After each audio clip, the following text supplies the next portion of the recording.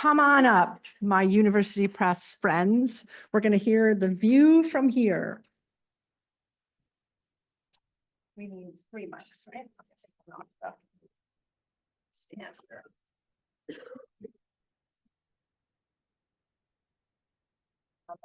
Thank you. So my name is Kendra Poster. I was the rights director at FSG and then most recently at Workman Publishing as part of the Hachette Book Group. I am also a member of the BISG Rights Committee, which Chris talked about. And I'm here today to talk with Andrea Gapsch of Purdue University Press, who is an acquisitions editor. And she is also co-chair of the Intellectual Property and Copyright Committee of the Association of University Presses.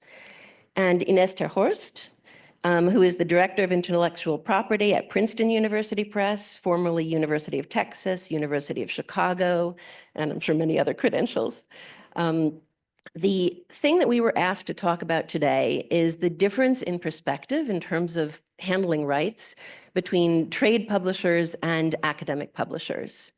And where I want to start with that is the idea of trade versus academic. In trade publishing, which is I think where most of us are working at the moment, where my familiarity is, it's a lot of discussion about profitability. Rights is a profit business. As Simon Lipscar was saying, there's too much of a focus on that particular aspect. And I had the pleasure recently of listening to Christy Henry, who's the head of Princeton University Press, talk with Open Road. And one of the things that stood out to me was that university presses, if I understand correctly, are by and large nonprofit. So my question for you, to what extent are your publishers nonprofit? And the idea of scholarship for scholars, or academic publishing, is that still the primary or the only focus of your presses, or are you now looking more towards trade publications? Please, Very Ines, good question. Can you hear me? Yes. Very good question. University presses are not-for-profits. Not-for-profits are driven by their mission, and University Press's mission is based in, disseminating scholarship, promoting global dialogue, exchange of ideas, and but also, it's not all university presses are, we are university presses, obviously, but some are independent. Princeton University Press is a not-for-profit. We're independent, and so we also, part of our mission is to reach the largest possible number of readers, and from the general reader to the scholar, and so that's how we roll. And Andrea, Purdue University Press is also nonprofit? Yes, we are non-for-profit, and we are tied to our host institution, Purdue, and we're a lot smaller than Princeton. There's only about 10 of us. And that definitely correlates to where we put our energies. We have limited resources. So to continue our mission statement, which is similar to most university presses, is to better understand the world. We have to, divert our efforts to where we're best able to. And in terms of the acquisitions that you make as a university press, are most of your titles acquired from agents or direct from authors? And to what extent do you usually control the rights for those titles? So about 20% of our titles are agented. Contracts are with agents. 13% are co-publications, so packagers, other publishers, and we always seek to obtain a full grant of rights from our authors, and we also negotiate translation rights with agents. We've been quite successful. We have to promote what we're really good at. We have a very robust rights team based in the UK. of 3 people. We assist all book fairs, and we really believe that like every relationship, it's based on trust, and our authors need to trust that we will be doing a good job selling and promoting their books around the world to as many readers as possible. And Andrea, I understand that Purdue works with a consortium that handles rights for Purdue and a number of other university presses. Yes. And to what extent are the rights people consulted at the point of acquisition? Do editors go to the rights team or the consortium and look to see whether the rights are going to be valuable? No. That feels like a hot take here. But no. At Princeton, the intellectual property department is involved from the very beginning, from the onset, the point of acquisition. We get together with several departments at a meeting called contract approval, where we look at all the rights that we are going to be including in our offer. And we seek the potential. We would look at the reviews of all of our content is peer reviewed. This is another particularity of university press publishing. Everything is peer reviewed, and so we look at the peer reviews and to guide the author, and in order to seek as many translation licenses as possible, then we also guide the author and say, hey, can you include international examples, just to be able to expand the reach of our publications. So peer review is actually something that in trade publishing I'm quite unfamiliar with. Is that part of the acquisitions process, or is that part of the publication process? Both. Okay. So, well, and you're an editor, so Yeah. please. The acquisitions, if the review is lukewarm, or then we don't publish. And in terms of the publication process, the reviews provide insights, provide recommendations, can flag certain issues that need to be changed, and so it becomes part of the publication. Yeah, definitely. We will sometimes go back and do re-reviews. So we'll revise. We start with 2 reviews. If they're positive, then we're good to go. And that definitely is a great way to search for endorsements too, because the peer reviewers help expand our network. But that doesn't mean it's the end of the story. If one of the peer reviews is bad, we're able to go back and revise and resubmit. And another term that most of us in trade publishing are unfamiliar with or don't know enough about is open access, which I understand, Ines, is not something that all university presses participate in.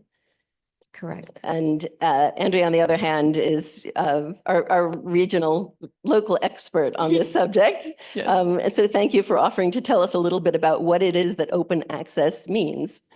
Yes, so open access is something that Purdue definitely diverts a lot of our attention to. We consider it for all of our scholarly books. We publish about 30 books a year, and about 25 of those are scholarly. And to us, that basically means free ebooks, like Oprah Winfrey, we're giving out the ebooks, $0 on Amazon, $0 everywhere. But in general, open access means open and free research. So if that's a journal article or a book, the ebook is free for anyone to use. And that's really important for our community because it makes our research more accessible to independent scholars, to students. I was a student during the pandemic. I was writing my senior thesis, and it was really hard to get material when I couldn't physically go to the library. And my library was smaller. We didn't have all of the ebooks that larger libraries had. And so anything that was open access was really, truly a godsend. So that's where we're putting a lot of our energy for. So who decides whether a book will be open access, and how do you obtain the funding to make that possible? Yeah, so like I said, it's all of our scholarly books are really considered that, though we ask our author. So if the author doesn't want to do open access, we support their decision. And then the final decision is, do we have funding? So we get funding from different stakeholders. And if they're interested in the book and able to provide funding, then we can make it open access. And that can be from places like libraries. We also use Knowledge Unlatched. JSTOR has a Path to Open program, and those are all different venues that we use to get funding. Now, to look at this broadly, you said that open access refers to free to use. But my understanding is that there are in fact restrictions under Creative Commons, again, a term that we don't use that much. So can you tell us a little bit about what Creative Commons means and who decides what type of Creative Commons book is available under? Yes, so a Creative Commons license describes how users can use the book. So even though, the ebook might be $0 and you're able to easily download it, it's what you then do with that product. So our personal favorite is CCBYNCND. And the keywords at the very end there are NCND, so that's non-commercial, non-derivative. So we're giving the ebook for free. That PDF is everywhere, but someone can't turn around and sell that. And the non-derivative is also key for rights. That means that they would have to go back to the author or the publisher to transform that, to make it into a translated work, an audiobook. I think that this went out, or is it still on? Okay, good. And who decides which type of Creative Commons license a work is available under? Us, the publisher. Mainly me at Purdue. So the question then for rights people is, if a work is available for free to read or for free to use, is there still rights potential for titles that are available in that form? Yeah, definitely for audiobooks and translation rights. And then for us as a press, we own world rights for most of our work. So you've now named a couple of types of rights, and as we all know, there's a million and ever increasing types of rights. There's audio, large print, book club, translation, dramatic. What types of rights do you find take up most of your time? And separately, because this may not be the same question or the same answer, which type of rights do you find most profitable these days to license out? I would say that film rights take the most time, and in terms of return on investment, I mean, it's really, not every book, as we know, gets made into a movie or a documentary, and it's just a completely different product, and we work very closely with a film rights agency, which is worth it. Not to say that we do not have any deals. We do have a few options, and one of our books you will find out at some point. But yeah, I mean that takes a lot of time. The license is 30 pages. It's just a different product. So that falls on the scale of more time, less profitability. Exactly. And then the opposite, what do you find to be the best use of the rights person's time in your world? Translation rights, and in my experience at University Press Publishing, translation rights. And audio, well, now Yeah. audio has, as we all know, taking a big. I think it really depends on the list too. So our list is very European, Central European studies, Holocaust studies, and those really don't lend as well to translation because a lot of those scholars already speak English. But so audiobooks, and we also consider audiobooks for a lot of our trade books and translation for trade books as well. And are you publishing those audiobooks yourselves, or are you licensing those rights to other publishers? We're licensing those. We do have an audio imprint, which we launched in 2018, and we currently have 160 books available through our imprint. So the vast majority is licensed to audio publishers. And in terms of the titles that you license, does it tend to be more the academic titles or the trade titles? All of the above. And our publishing partners throughout the world tend to mirror, if we have a trade title, it will be a trade publisher that will pick up the rights in translation. And you said something to me when we were discussing this initially that was very interesting, which is that what is considered academic versus what is considered trade is not necessarily the same from country to country. So, for example, an academic title or something that's published with an academic mind in the US might be considered more trade publishing in Europe. correct. So when you're evaluating offers, if you're looking at offers that you've received from other publishers, what are the major terms that you consider? Are you looking more at the financial and the other, income generating terms of the offer? Are you looking at the prestige or the reach of the licensee? Well, we never have to forget our mission. But we also, as mentioned previously, we are independent. Even though we're not for profit. And we will, of course, entertain offers. Advances are important, but in the end, the royalty is what we really look at. Because that's what's going to be. We always have to look long term, and that's a secure bet. And who approves the offers? When you have licensing offers that come in, is that something that the rights team looks at and decides on their own? Do editors or publishers get involved?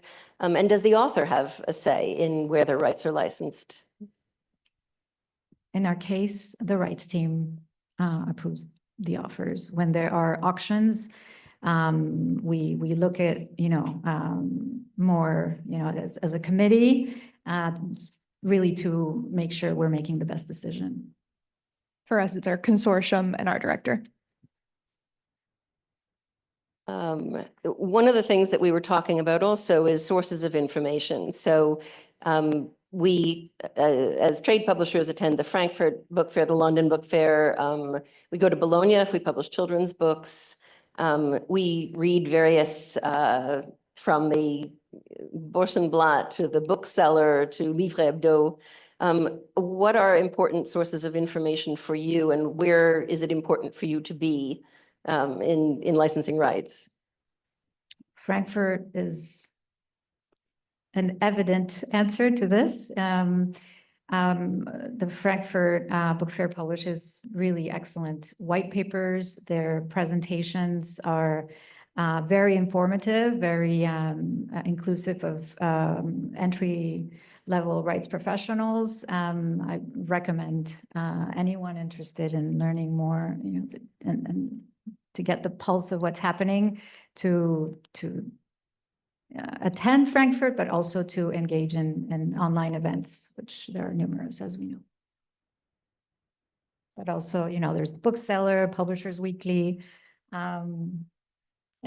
Yeah, and AU Presses is where I get a lot of our information, because we're such a niche group.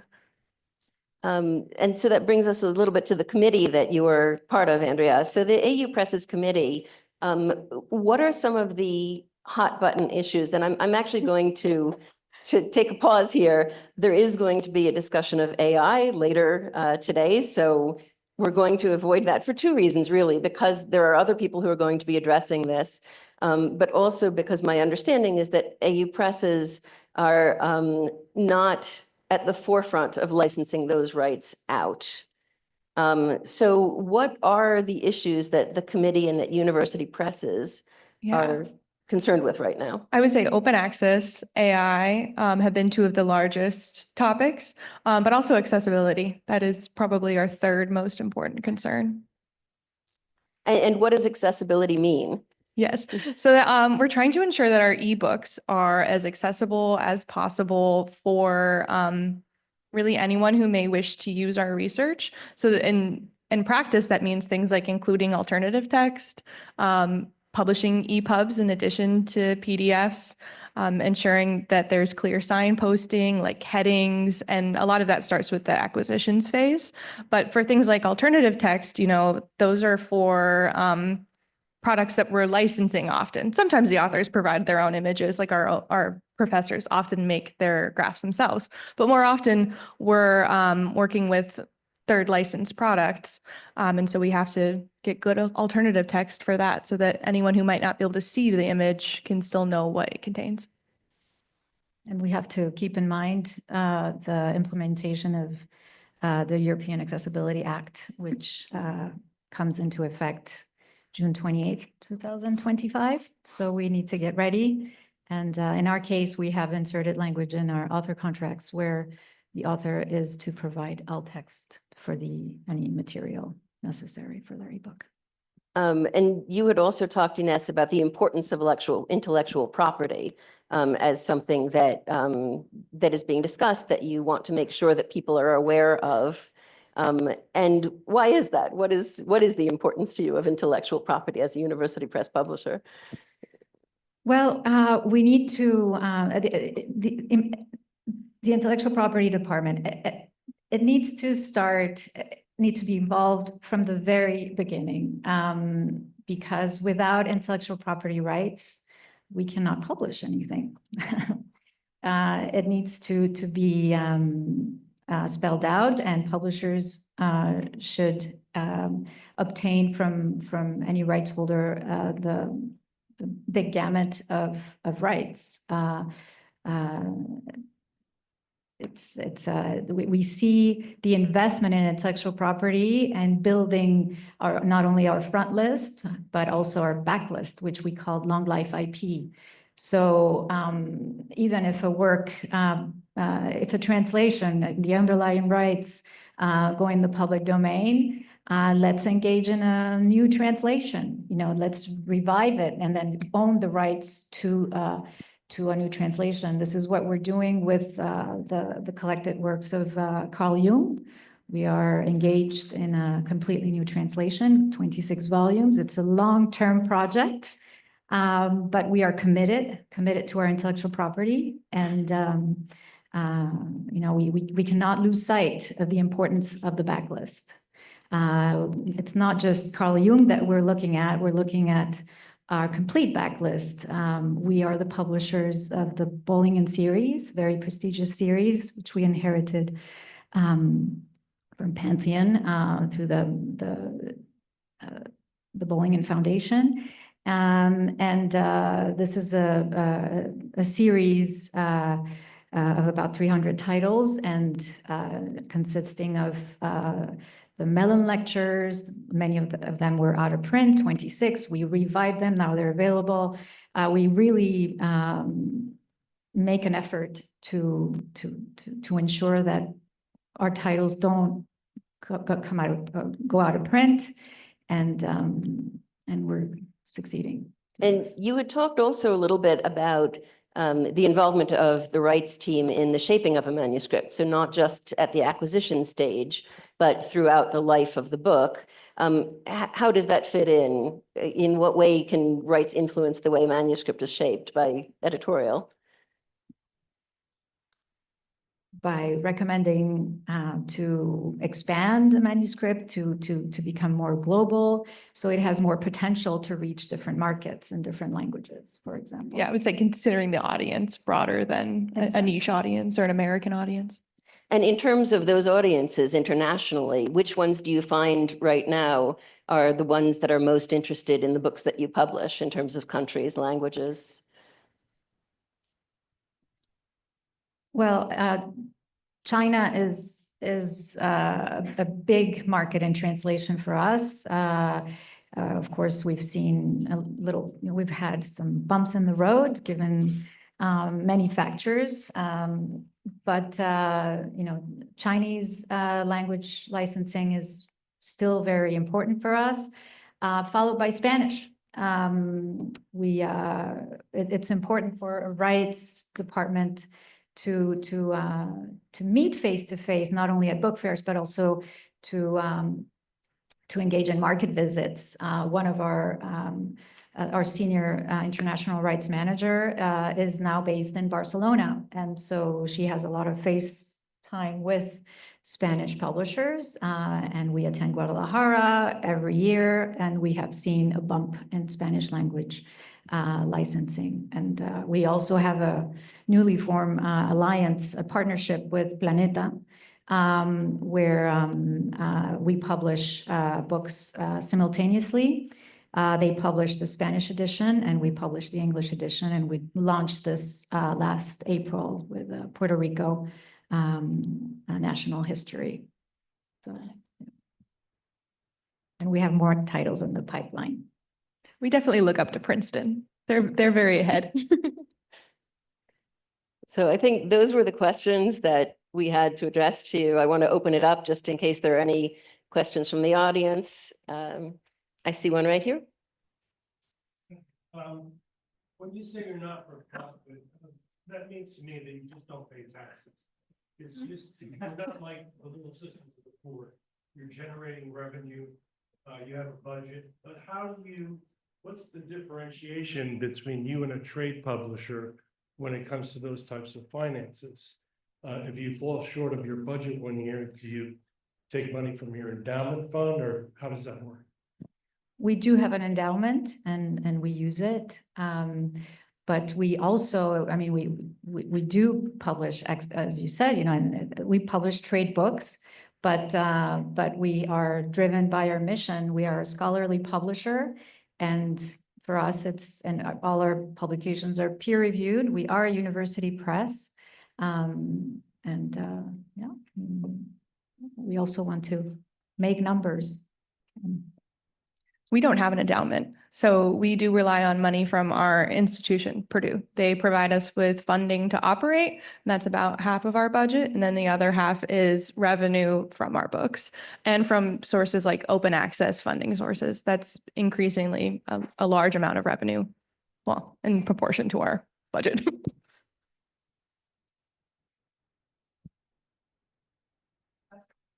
Funding open access? Are there big funders? Are there names that you can? Just curious, who's funding open access? Mostly libraries. And they draw together for, like, Knowledge Unlatched is libraries coming together, largely university libraries, and pooling together resources and then deciding how they're going to send that back to the publishers. And with this growing focus, is the money growing for that? I would say so, yes. And just in case it wasn't clear earlier, but I think Andrea mentioned it, open access is only in the ebook format. We still sell the print books and they're priced the same as our other print products. Hi, Ines. It's my Hi. husband. I was curious because I know you have both, you do audio in-house, also leverage partners. I was curious about two things. I'd love for more of our widely academic content to be available in audiobook because I think audio and accessibility.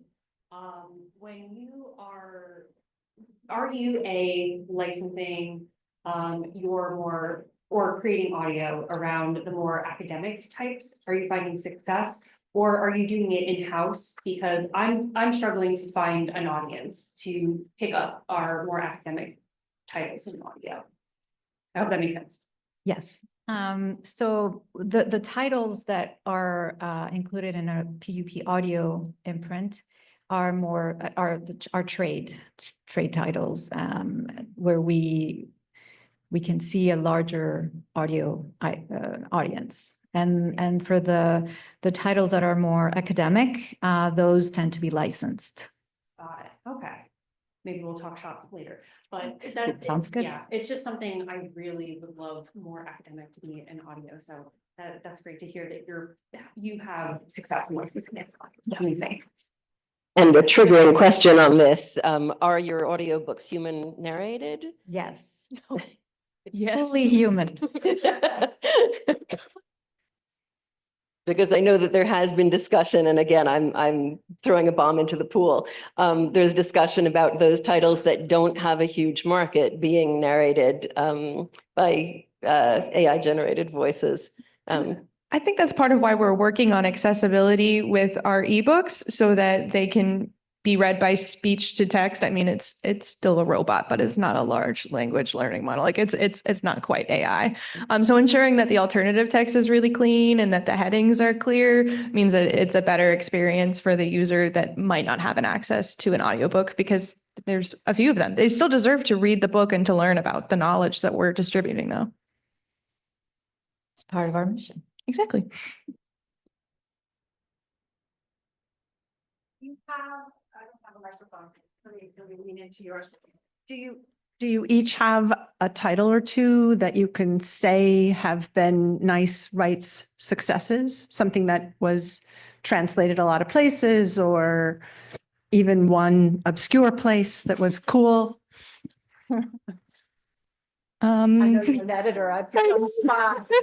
We do have a book. One of our most popular trade books is for dementia caregiving. And that book has received a lot of success, and the audiobook I think is really important. I don't know if you've heard of the book on bullshit, Harry Frankfurt. That is our most translated book, but we have, several others that have also seen a successful path. It's not bullshit, no. But yeah, The Mushroom at the End of the World, for example, is one. Are there any more questions on here or online? No? Thank you very much. You guys. Thank you.